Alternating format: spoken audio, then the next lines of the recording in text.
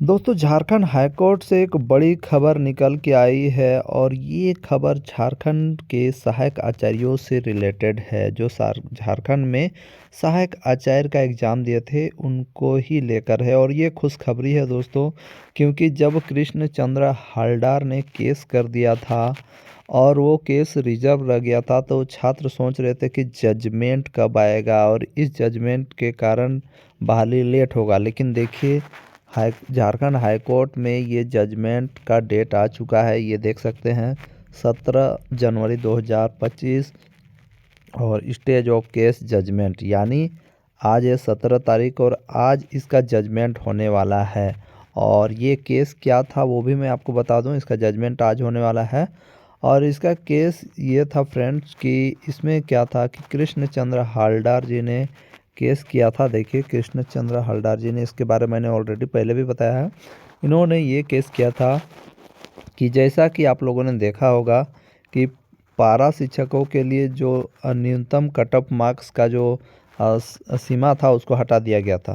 कहने का मतलब है, पारा टीचर अगर पेपर 1 में अगर 30% मार्क्स नहीं भी लाता है, ठीक है, अगर वो पेपर 1 में 10% मार्क्स भी लाता है तो वो पास कहाएगा। या इसी प्रकार था पेपर 2 में भी था, 30% मार्क्स था। तो अगर पारा टीचर नहीं लाता है 30% मार्क्स, 10% भी लाता है तो वो पास माना जाएगा यदि वो मेरिट लिस्ट के अंतर्गत आता है। और अगर सामान्य सामान्य अभ्यर्थी हैं, जैसे मान लीजिए आप नॉन पारा टीचर हैं, तो आपके लिए अलग नियम था कि आप अगर 30% मार्क्स नहीं लाते हैं पेपर 1 में तो आप फेल कहलाएंगे। मतलब आपको न्यूनतम कटअप आपको पार करना ही था। आप लोग जो एग्ज़ाम लिखे हैं वो तो जानते ही होंगे, बताने की ज़रूरत नहीं है। तो उसी प्रकार पारा टीचर जो थे उनको वो छूट दिया गया था। उस छूट को लेकर ये जो हैं कृष्ण चंद्र हलदार जी हाई कोर्ट गए थे, ताकि ताकि ये जो था, मतलब ये जो नियम था ये गलत था। मतलब इनके कहने के अनुसार ये गलत था, क्योंकि छूट अगर मिलना चाहिए तो नॉन पारा को भी मिलना चाहिए और नहीं मिलना चाहिए तो पारा को भी नहीं मिलना चाहिए। अब जजमेंट आज क्या आएगा देखिए। तो जजमेंट में कुछ बड़ा बात नहीं है। जजमेंट में ये आएगा कि नॉन पारा के लिए अगर नियम ये है तो ये पारा के लिए भी होना चाहिए। अगर नियम बनाया गया है तो पारा के लिए भी बनाइए, और अगर नहीं बनाना है तो दोनों को इसमें छूट दीजिए, सिर्फ पारा को नहीं, दोनों को छूट दिया जाना चाहिए। यही फैसला आएगा और ऐसा फैसला आएगा तो नॉन पारा शिक्षकों के लिए फ़ायदा हो जाएगा, नॉन पारा टीचरों के लिए।